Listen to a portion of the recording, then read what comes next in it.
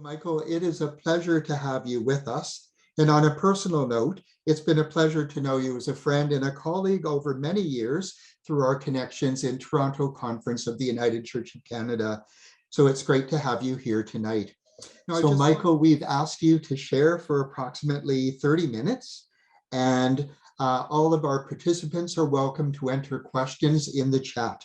And after Michael has shared with us for a while, then I will share some of the questions that have been brought forward to be shared with Michael. So thank you, Michael. It's a privilege to have you with us tonight. Thanks, Lionel. And it's good to be with you. And not only have we been together in ministry within the context of the United Church, but in my previous life in the Baptist world, we came across each other in the work you were doing at the time. So it's good to be with you folks. And what I hope to do tonight is a couple of things. One is I want to start by just kind of talking a little bit about this notion of the beloved community. And I was asked to kind of think through with you the United Church's journey towards inclusion. And then I want to end with a few what I call challenges to the beloved community and offer some suggestions about that. As I begin, I want to say that one of the challenges that you will hear me address tonight is the question of language. I'm one who really struggles with the language of inclusivity, and I'll say a little bit more about that as we go through the evening. That the language of inclusivity carries with it notions of power and a strong connection to a colonial perspective, and certainly I would say a strong connection to a kind of white supremacist kind of agenda. So I'm going to try, as I talk about stuff tonight, to try and also debunk the notion of inclusivity and hopefully offer to you an emerging way to think about what it is that we want to be. I'm going to be sharing some slides and walking through that. And as Lionel has said, please feel free to put into the chat any questions you may have that's being raised.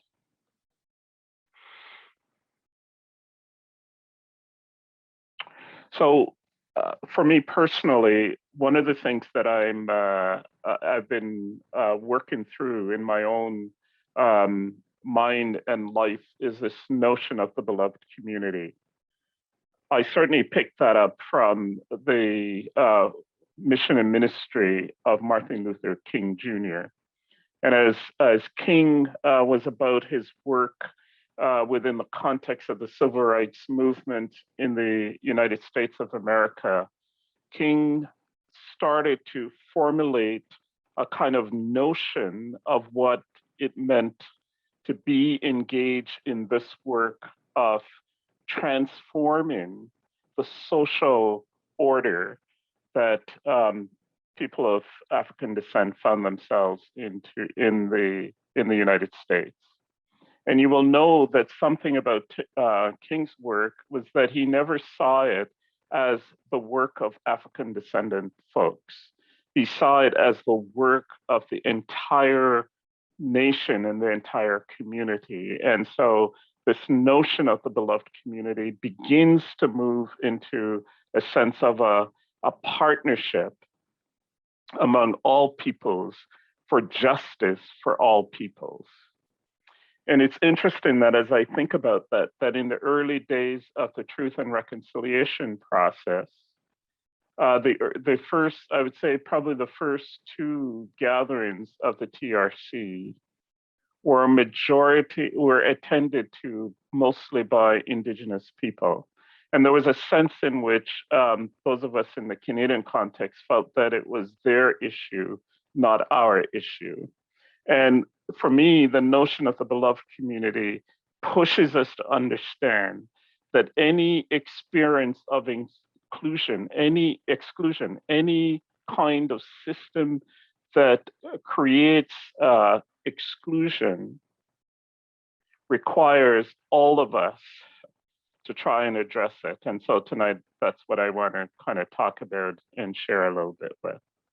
So to begin with, I want to say that a characteristic of the beloved community, as I understand it, is rooted in the gospel tradition. And it's rooted in particular, for me, one of the places I find it is in Luke chapter 4, as Jesus begins his ministry and the role of Isaiah, the scroll is handed to him.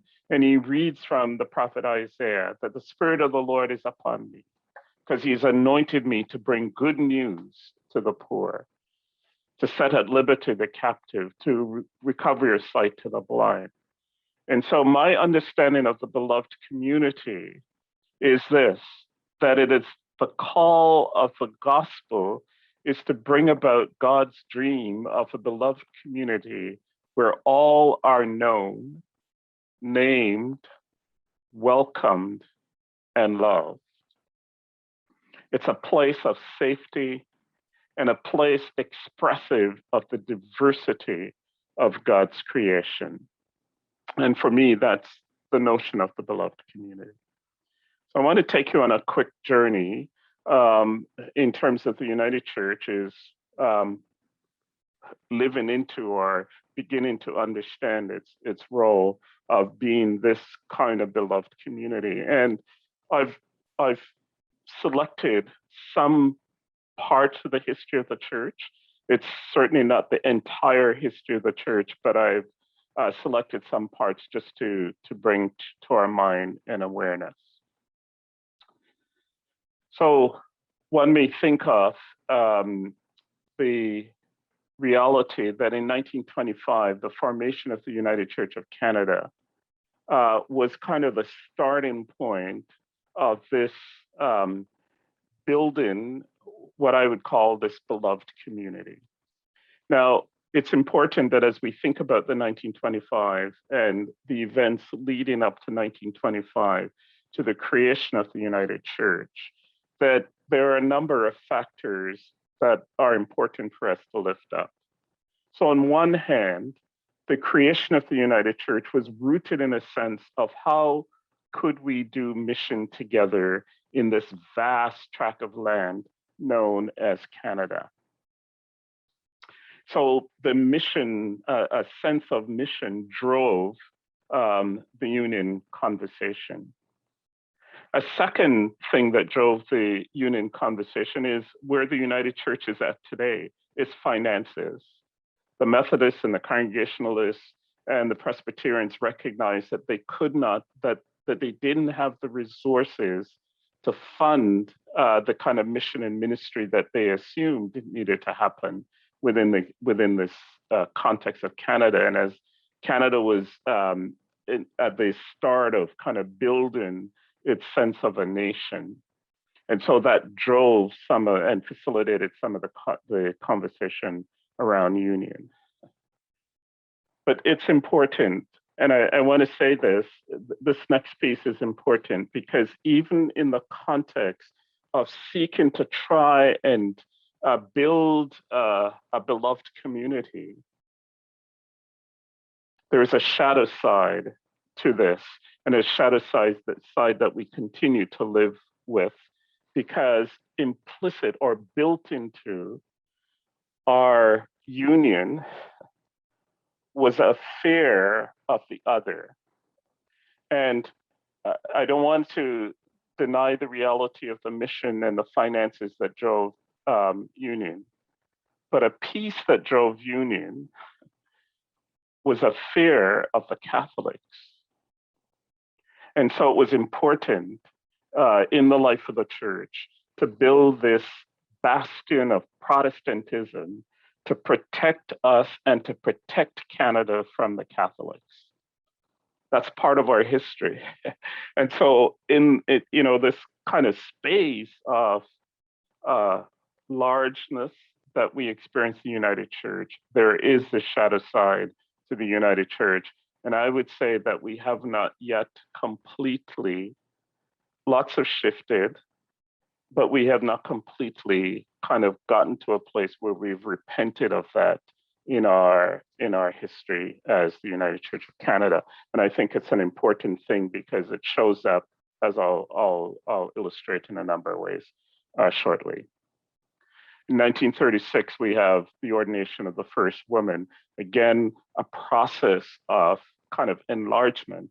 But again, it's interesting that when you look at the history, even this which we celebrate now, that the United Church of Canada not only was the first union church in the world, it was also one of the first churches to ordain women to ministry.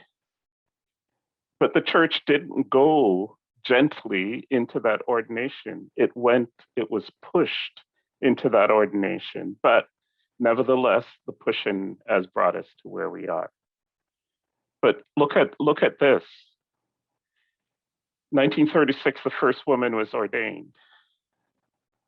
1994, the first woman was appointed to become or elected to become the General Secretary of the United Church. So even though there was an openness to having women in leadership in the life of the church, it took a long time for women to kind of find their place in the fuller life of the church, and in 1994. And it's interesting that between 1994 and it was 2006 before the second woman was appointed as General Secretary in the life of the church. Let me just say as a side, and we'll come back to some of this, that in the 96 years of the history of this church of ours, I'm the first racialized person to be in the role of General Secretary in the life of the church. When people who look like me have been a part of the church for well over 100 years, that says something about this kind of shadow side of building the beloved community. In the 1900s, just to go back a little bit, in the 1900s, the work of J.S. Wordsworth in the development of the All People's Mission in Winnipeg was again a precursor, Methodist roots, precursor of creating communities for immigrants who were coming in the life of Canada. In 1996, the General Council established the Ethnic Ministries Unit at the General Council office, and that was a unit that was responsible for working with the ethnic minority congregations and individuals in the life of the church. Again, it's been slow, but there has been a commitment to that in the life of the church. In 1986, we have the first apology to the Indigenous peoples in terms of the church's role in colonization. And again, Indigenous folks have always been part of the church, has been a part of the church, but it took a long time for the church to recognize that its role has been destructive in the life of Indigenous communities. In 1986, we also find in the life of the church that there was guidelines were offered by the General Council for inclusive language in the life of the church. In 1988 was a decision around membership and ministry, which identified sexual identity as not being a barrier to membership in the life of the church, and therefore the affirmation that all members of the church were eligible for ministry within the life of the church. A landmark decision that we, 30 years later, we still continue to live into, that we're not there yet. And I just want to, part of what I'm trying to say is that we have this community that we're a part of that has been on this journey and it hasn't arrived. It's still that journey. And so as we are engaging in this, we just need to recognize that there's a trajectory, a journey which we're on. Sometimes we're successful and sometimes we fail at it. In 1997, we produced a document called Mending the World that we talked about whole world ecumenism. And one of the important things we declared was that God was redemptively at work in the religious life of all. It was a fundamental affirmation, which again opened us as the United Church of Canada, or clarified for us as the United Church of Canada, our engagement in a broader kind of interfaith ecumenical relationship. And part of that document was also a strong affirmation of the need to connect with creation, and that creation was part of God's redemptive work in the world. So we see the church continues to move into a space of openness to the breadth of all that God has created. In 2006, we have the transformative vision, which was approved by the General Council, and this started the work around becoming an intercultural church.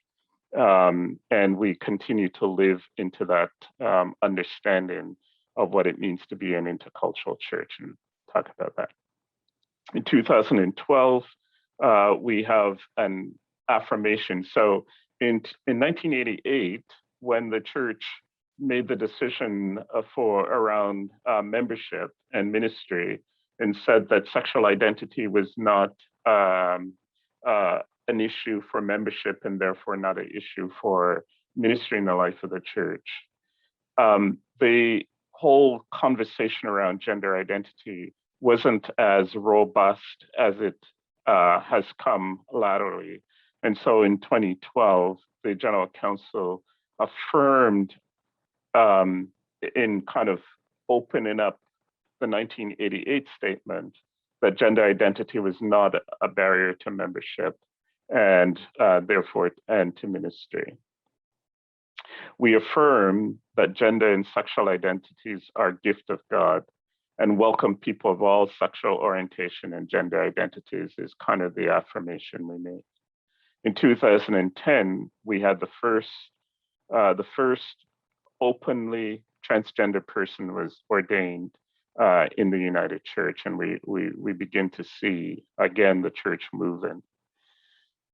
2012, the United Church crest was changed to include the colors of the medicine wheel, the Mohawk translation, and the concept of all my relations was included in the crest.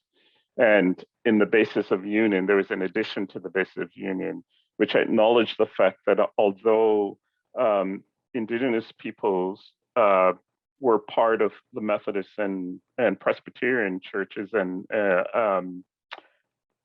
other racialized folks were part, they were not consulted in union talks. And so the church acknowledged that as part of changing the crest in 2012.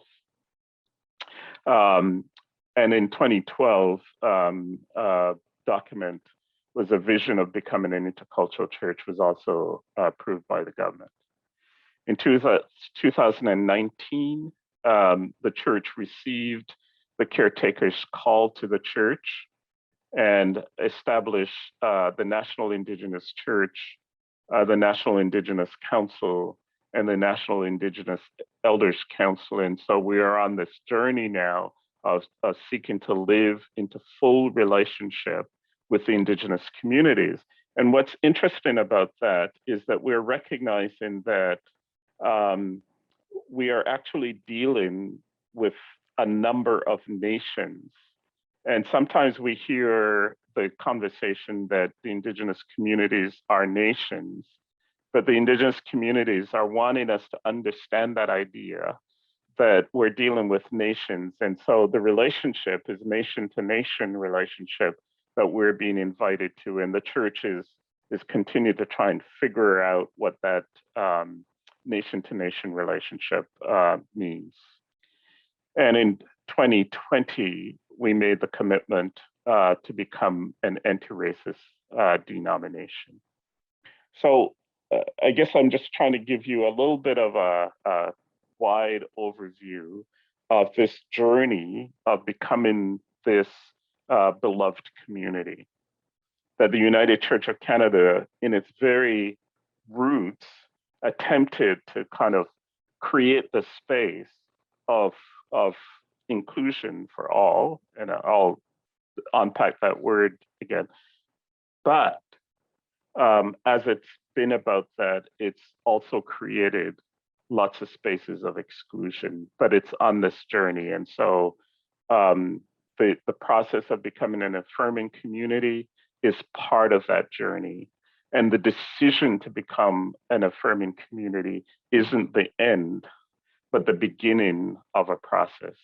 In 94 years, I would say the United Church of Canada has not yet fully lived into its vision of becoming the beloved community of Christ.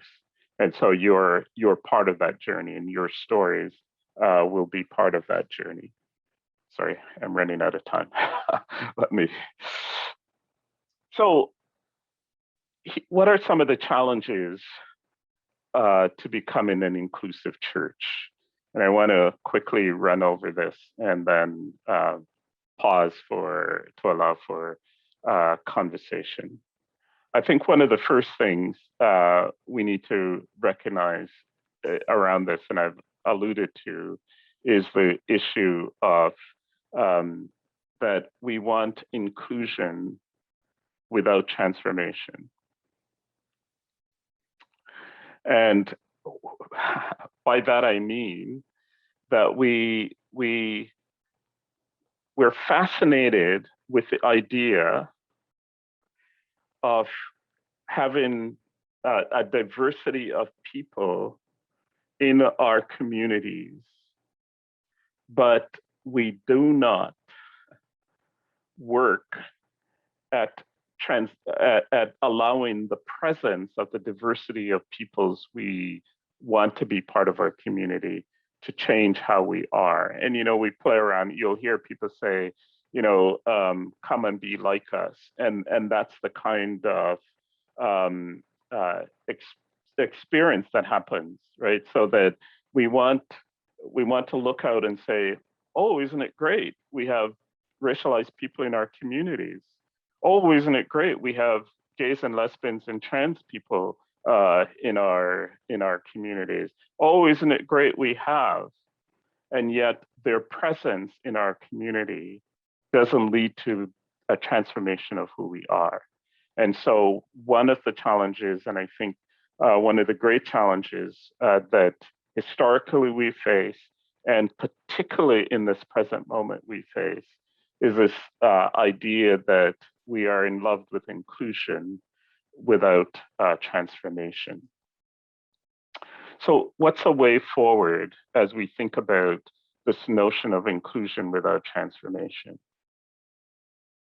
I would want to suggest to you tonight that one of the way forward is that we need to be attentive to what systems of oppressions are evident in our communities. And it's a kind of language we don't talk about. We don't talk about systems of oppression, right? So for instance, when we talk about racism as a system, racism is a system of oppression, right? It's one group oppressing another group as one expression of that system. It's not necessary. It's not about individuals, about systems, right? So,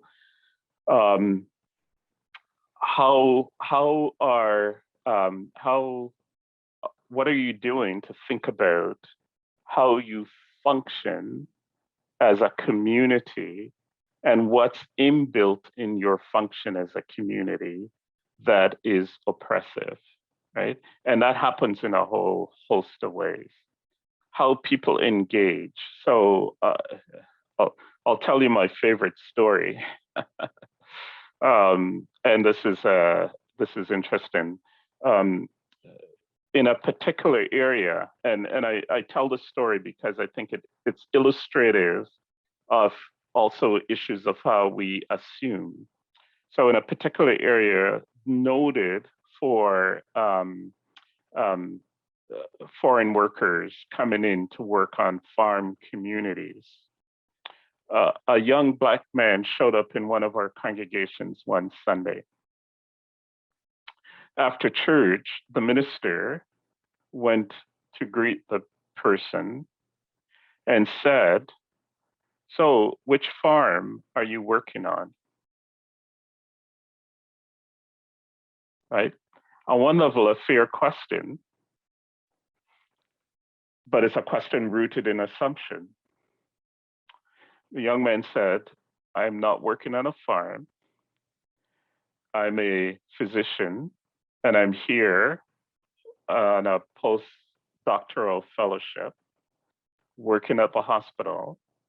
And I was looking for a church because my family's coming and I wanted a community where my family could come and worship."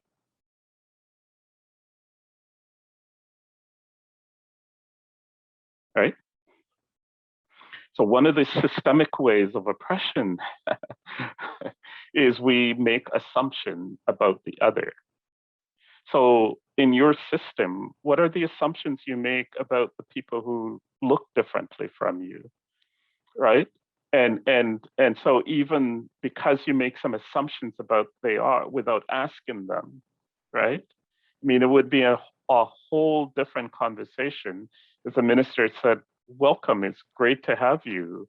Um, Tell me a little bit about your story," or something of the sort, right?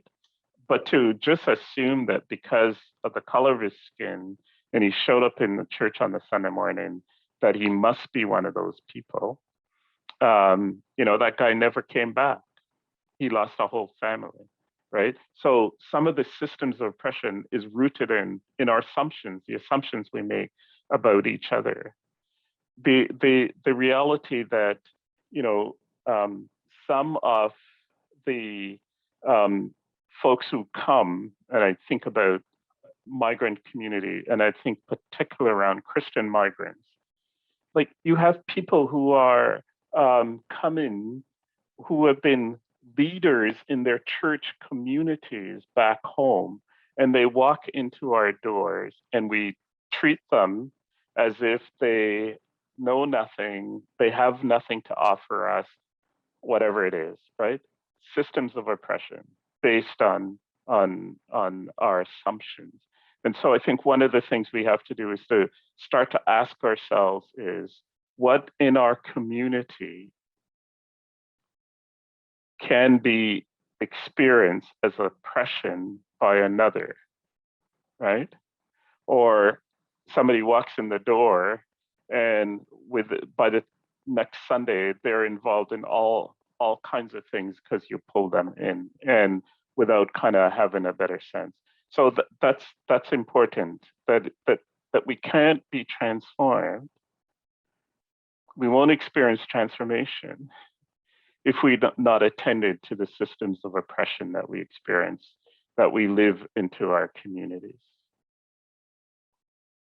And the other piece of this kind of transformation is how is the concept and practice of equity and diversity shaping the imagination of your community? Right? So, what do you understand diversity to mean? Right? Do you only think of diversity in terms of skin tones? Do you only think of diversity in terms of language? Do you only think of diversity in terms of sexual orientation or gender identity, right? Have you ever thought about diversity in the sense of theological difference? That the reality is that any community you walk into, whether it's has a mixture of God's creative design, or everybody look alike, there is great diversity in that space. But if we only think of diversity in terms of skin tones or identities around sexuality or gender, then we are not practicing the space of appreciating the diversity of who we are. So we come from different places, we have different experience in life, we think theologically differently, all those kinds of pieces. So are we in fact celebrating the differences that exist now? Because if we get into a pattern of celebrating differences we experience now, it will make a huge difference in terms of when new people come in, they'll come into a space where they understand and appreciate and have a sense of that this place honors and values diversity. The question of equity, not equality, not everybody is treated equal, but equity. What does equity look like and mean in your context? Those are some important things to think about in terms of this way forward. I'm going to rush because so another challenge to building this inclusive, and I'm going to suggest, is language. The thing we need to recognize is that language is culture bound. Language shapes our imagination, and language is limited.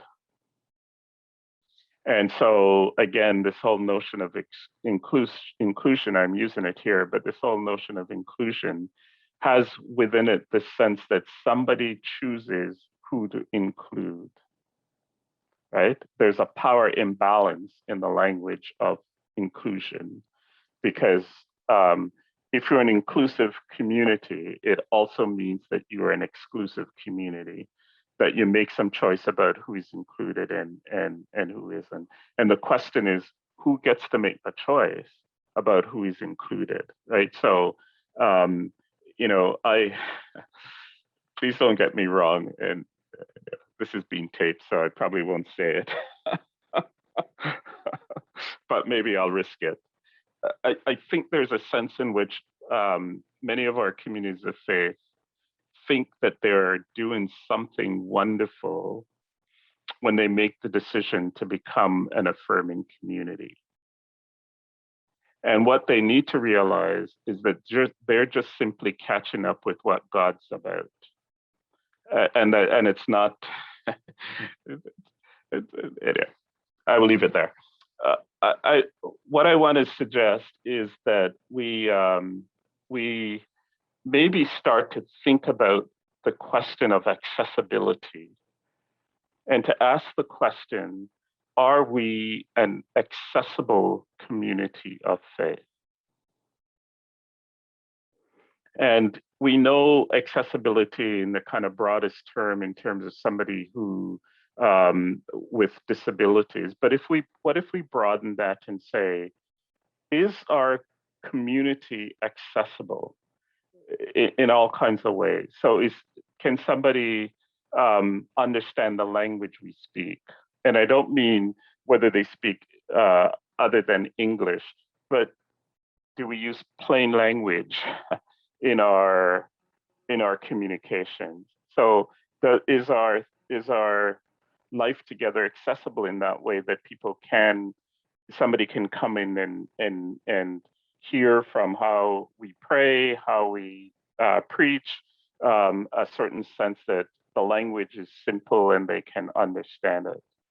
Are we accessible in the sense that if I'm unemployed and I'm counting my pennies, that I can participate in a way that's not going to embarrass me about my economic status? If I'm working 2 or 3 jobs, then I'm not excluded from participating in the life of the church, because the church understands that not everybody works 9 to 5 or people who are on shift, but that there's a diversity of ways in which people find their employment.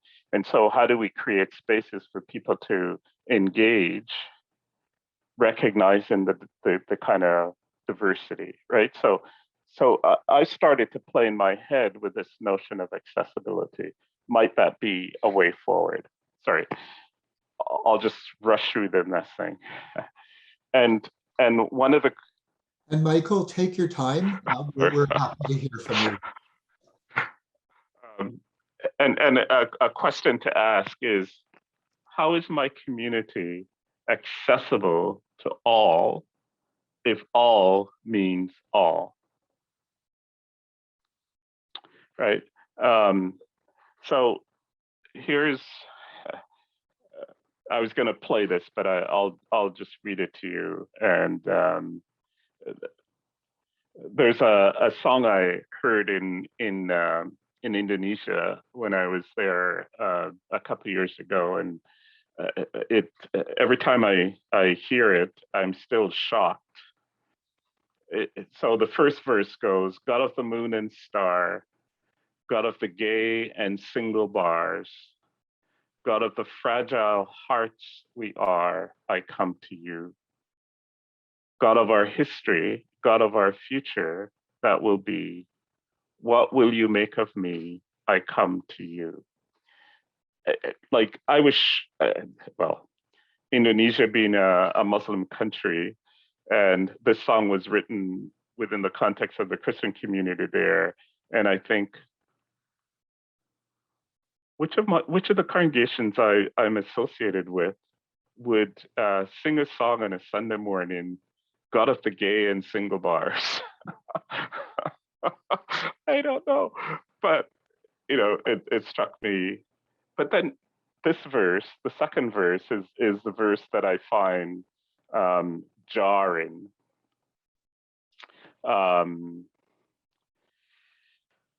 of the war and peace, God of the junkie and the priest, God of the greatest and the least, I come to you. God of the prisoner and the free, God of our doubt and certainty, I come to you. There's a third verse that I didn't put up that I want to, and this is sorry, I copied the wrong verse here, but the verse which is jarring to me is this: God of the rich and poor, God of the princess and the whore, God of the ever open door, I come to you. God of the unborn child, God of the pure and undefiled, God of the pimp and pedophile, I come to you.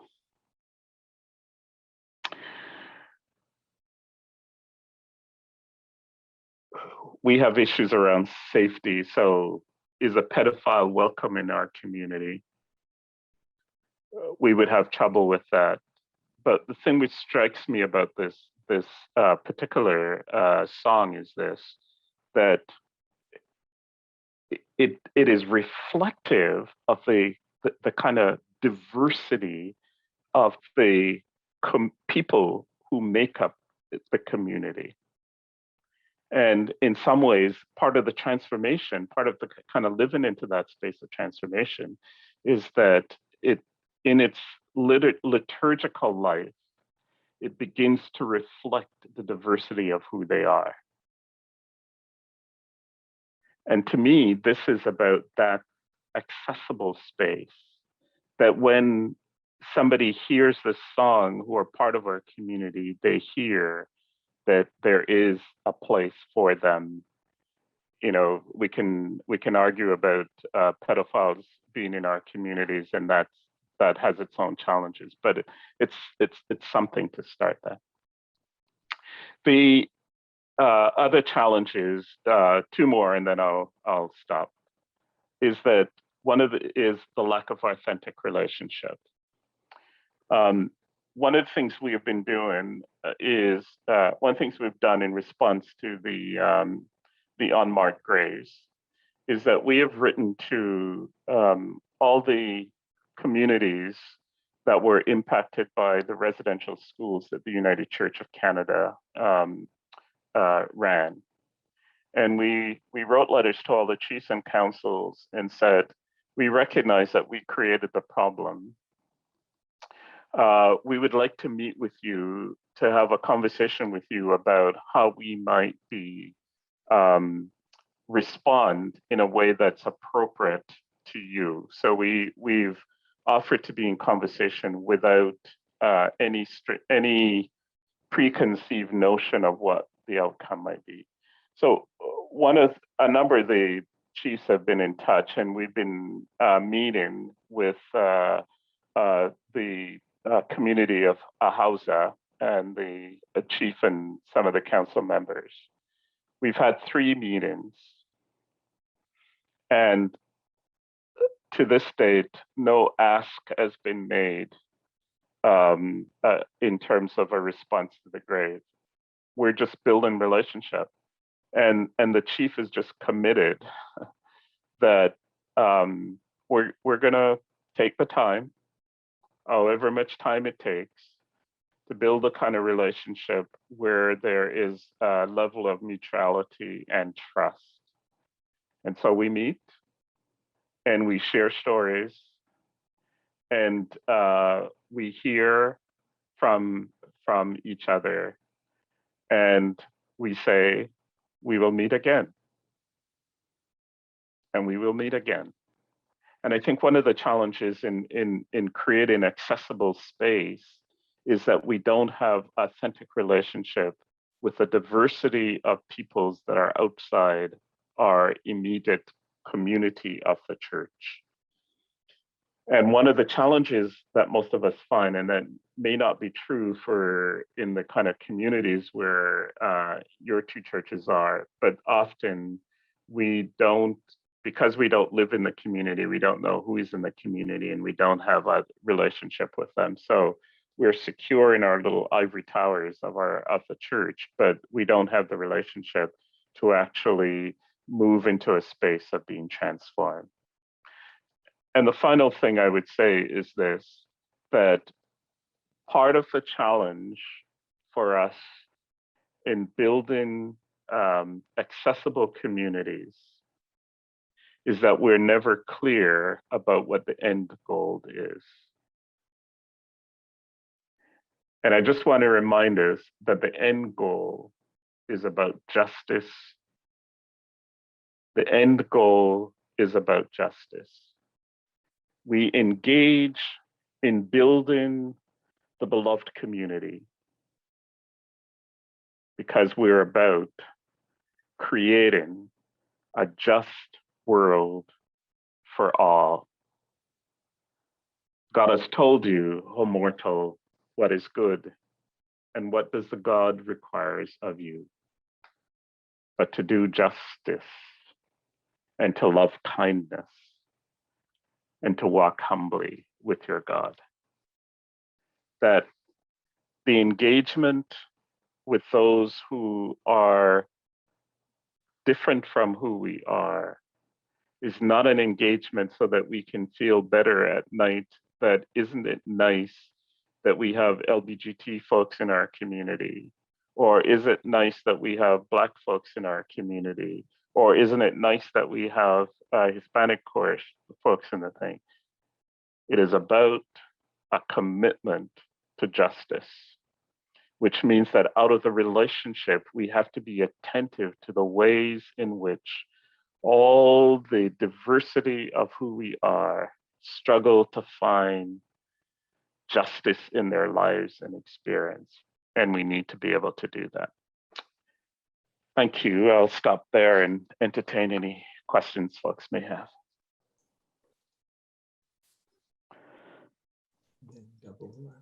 You want to see you? Both. Thank you so much, Michael. You've offered us so much to reflect on and to consider. And at this time, what I want to do is invite us to reflect on what we've heard from Michael and to share our questions with him that we can offer him. And perhaps I'll just as a starter, and this takes us back to the beginning of your talk. And you outlined some of the history of the United Church's journey toward inclusion, and took us on a journey through a number of the markers of the United Church toward that kind of a vision, and with a critique of that notion of inclusion. And it was interesting, what struck me as you spoke is one of the deriving factors that often is never named was fear in a number of those movements. And I wonder if you could speak to a little bit of that in terms of the vision of being the beloved community and addressing the reality of fear in communities. And that really struck me. Yeah, well, in some ways, we're all humans, human systems, right? And it's also, I think, tied into this notion of, I'll say, inclusion without transformation. I think the reality is that our former generations knew that they would have to change. And it was a fear of change. So we've created a system that looks like we're open, but is a system that doesn't transform us, right? And so I think that's part of that kind of, it's the fear of change. It's the fear of kind of what we know, right? And it's evident even in our union thing, right? Everybody got a piece, and they all got a piece of what they were afraid of, right? So the Congregationalists protected us against any kind of creedal commitments, right? So in the history of the of union is that ministers don't have to sign on to any creedal statement, right? Our Congregationalist folks were afraid of that, right? Our Presbyterians were afraid of the good order, losing control of the good order in governance, and so they made sure they never gave that up, right? So you have this union, which was a compromise, but in the compromise, everybody held on to the piece that they were afraid that if they lost that, they would be different. And I think that's the same kind of system that continues to work in our DNA. There's this, we claim to be open, but we still don't want to be changed. And I think to me, that's where the fear is kind of rooted. Absolutely, absolutely. Any other questions people would like to share? Feel free to share them in the chat.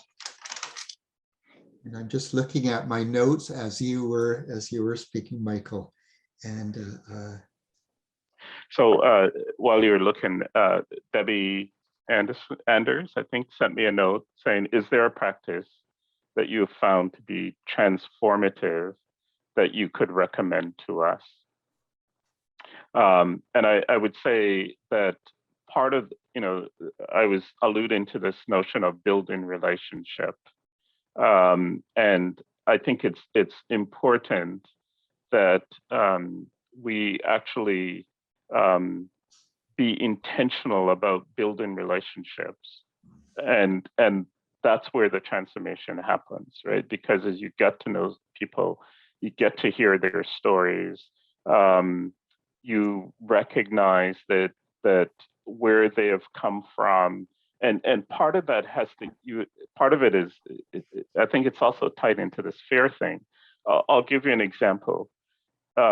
A few years ago, the United Church signed an agreement with the United Church of Christ in the Philippines for mutual recognition of ministry. And that agreement allowed for ministers from the Philippines to come and serve in the United Church of Canada at the request of the United Church. And so part of it was that the United Church could say to the United Church of Christ in the Philippines, "Could you send us a minister to work with us for a few years to help us do our mission and ministry?" As that was being processed, one of the This was a historic moment in the life of the United Church of Canada. First time in its history, the United Church of Canada had a mutual recognition of agreement with another denomination. And the one question that was of concern to people was whether the United Church of Christ in the Philippines was an affirming community. Had they not been affirming, that this historic event wouldn't happen, because we couldn't appreciate the fact that we could learn something from folks from a different tradition that may not be exactly where we are. And when you know something about the ministers in the Philippines, and especially to be a minister of the United Church of Christ in the Philippines, is really to live your life at risk of dying at any moment, because the system sees you as a rebel rouser. And the number of United Church of Christ pastors who have lost their lives. So to think about something of how courageous these folks lived their lives and what we could learn from that kind of courage, just so without the relationship, we major on something that wasn't totally necessary, but we lost the opportunity. So I think we can't go without this piece of building relationship, understanding people's lives and journey, because when we understand that, they invite us to walk in places where we haven't walked.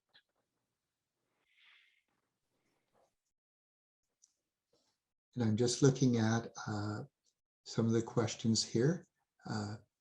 One of the comments is, we are an us and them species and need to redefine who's us and who's them. Yes. That really speaks to the notion of center, and that challenge that very often in the church we see ourselves as the center, and we're welcoming people into where we are, as opposed to the reverse direction which you're talking about with the beloved community. And I think in some ways we need to recognize that our theological framing has been such that our theology tends to reinforce this us and them, right? Even our notion of membership in the life of church tends to reinforce that as well. Yes, who is a member and who is not. Yeah. Another one, I'll just read this. A challenge is inclusion without transformation. But is this not a process that builds over time as people's hearts and minds change if they are committed to working toward change? Has it been your experience that churches do transform? Very rarely. Sorry. Partly, I think, because I think that notion of inclusion without transformation is so much a part of our system, right? And especially as Canadians, right? Because we come from a system that encourage each of us to stay in our differences. It's what I call kind of food, fun, and fellowship. So we know how to celebrate each other's cultures in terms around our food and fun, but we don't actually shift to say we can be something else. Like, it's not a melting pot necessarily, it's a stir fry. But the notion of stir fry is that all the vegetables and seasoning you put influence each other, and we don't. So many of our churches, so for example, many of our churches do great celebrations on Black History Month, right? After February is over, you don't experience any of the kind of music that you may do in Black History Month. You don't talk about any of the issues that gets raised in Black Istrumud outside of, so we've learned to compartmentalize. And so in some ways, until we've learned to say that what we're on is a journey, that everybody who comes in changes, right? I remember here this story, and most of us as ministers, I think, do this when we do baptism of children, right? We walk them down the aisle and we introduce them. There's a particular minister I know, when he did that, he would say, this community is no longer the same as it was earlier. That the presence of this child and welcoming this child into the family of the church changes the church. That sounds theoretical to us. We don't really kind of believe that is true, because those of us at the center hold to the center. So we have people who may look differently, but their flavor hasn't impacted the church. And I think until we shift the mindset that this notion, as I'm calling it, accessibility, is a notion about transformation, and that we journey to that transformation, it's not going to happen. Mm-hmm. Mm-hmm. Yes, and what struck me, the image that we want to sit in our same pews and sing the same hymns, right? And not be transformed by one another. I'm going to just one final and this happens mostly in Toronto, so my apologies for being Toronto centric. But one of the interesting thing I found over the years, if you want to know who lives in your neighborhood, you go to the bank machine and you look at the bank machine and you see what different languages are on the bank machine, right? So if you go to a bank machine and it's only in English, you know there's not a lot of diversity in your community. But in some ways, I would say to folks, go to the bank machine. What language are you seeing? How does those language play into your life? So you don't have to wait for quote unquote those people to come in. You can create a place that when they come in, they already feel at home, right? But we sit back and we wait. Oh, we don't have to do anything about being different until maybe somebody will come in and then we'll do a little bit thing.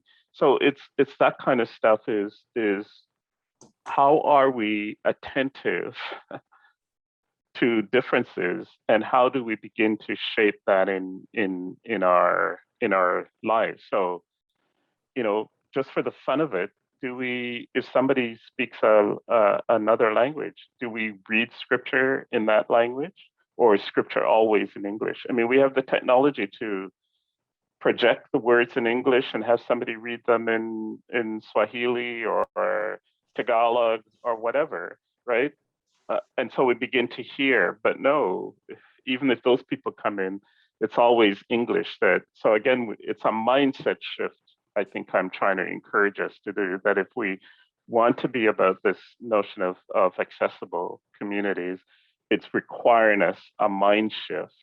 And that mind shift, it doesn't happen overnight, but mind shift will actually lead us to being transformed.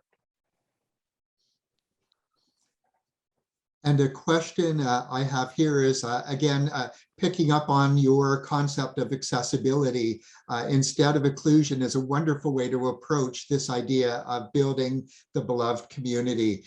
And they were raising that question of how can we foster, so how can we keep fostering and nurturing that idea of accessibility in our community, and really lift up that as a lens for looking at what that end goal is as you describe it, right?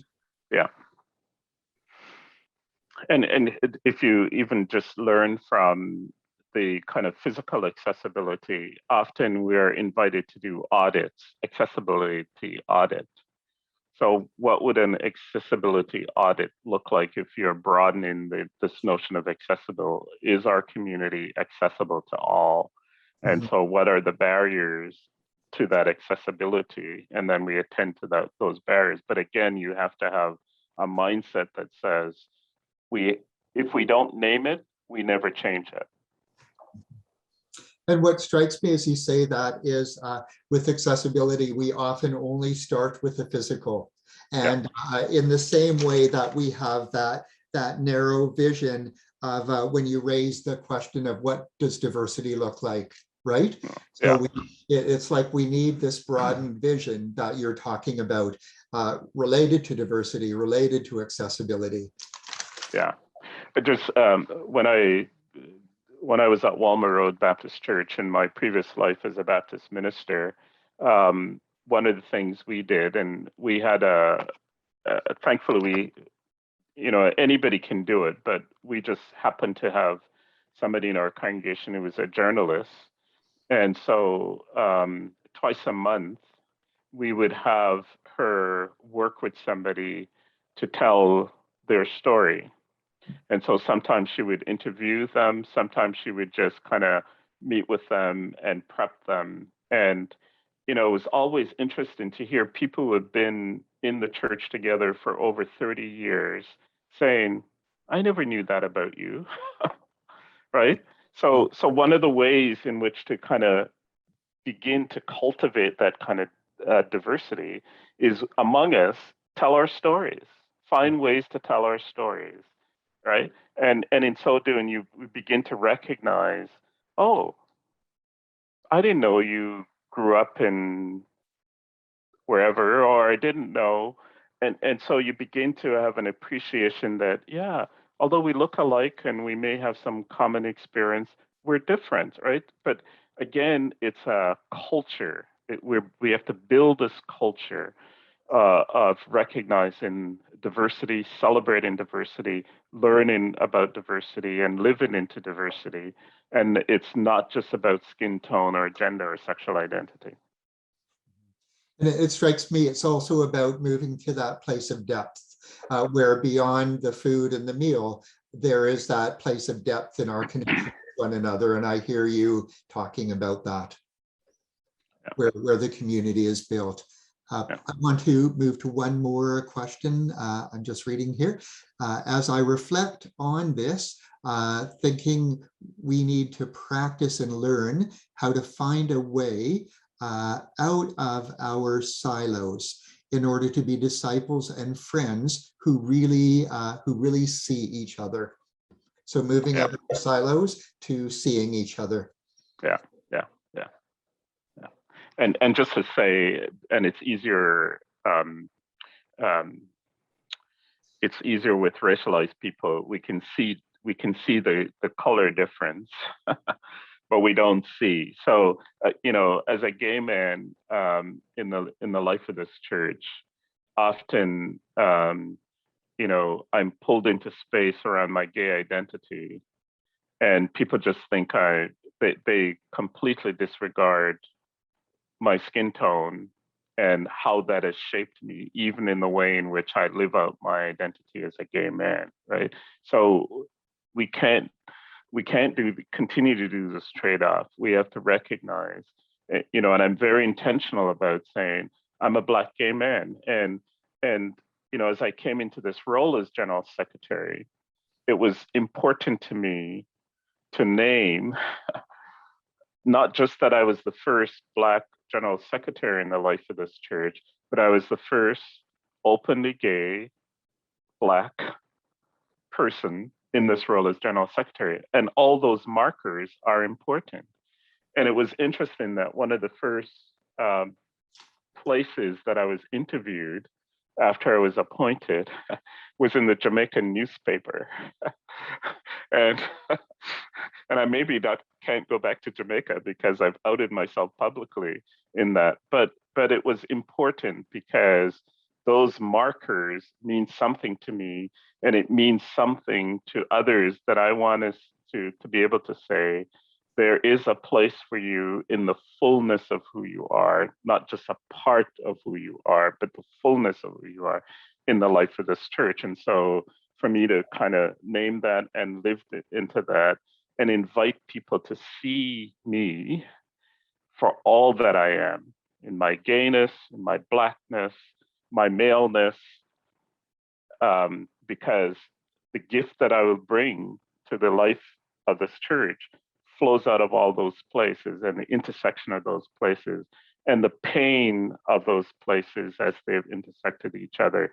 So that's my gift to you, is the fullness of who we are. And so the invitation is to discover in each other that gift that we bring together to form this beloved community that God has given to us. It's God's dream anyway, not ours. Absolutely. And you talk about, I read a question and I lost my thread of thought. Multitasking. Can I just say, Michael, Stephen here. This is my husband, Stephen. Yeah. Why don't you move over? No, I just thank you for everything that you've shared tonight, but in particular, thank you for that that song, "God and the Moon and Stars," and it brought back a memory of when we were members of a church downtown Toronto 20 years ago, a very progressive church, and it was specifically some very important, impacting conversations around this and around pedophilia and who do we welcome, and it was quite something, and it was really great to be part of a congregation that was forward thinking and able to have a conversation around that. So thank you for bringing this song forward. That because my question was, how do we engage something important like that in our congregations? How can we open up a conversation on something like this in our congregations? It's not easy because of partly a part of it is our fear, but also a part of it is that we're committed to creating safe places for people who come among us, right? And the notion of openly welcoming somebody who's a pedophilia is challenging. But in some ways, I think having the conversation about, so does all mean all? Right? Yeah. So when we say all are welcome, and we say that very glibly at times, all are welcome, then is there a limit to the all? And I think every community has to wrestle with that and decide what all means for them. But if I hear all are welcome, I'm going to think, oh, okay. And I walk in and,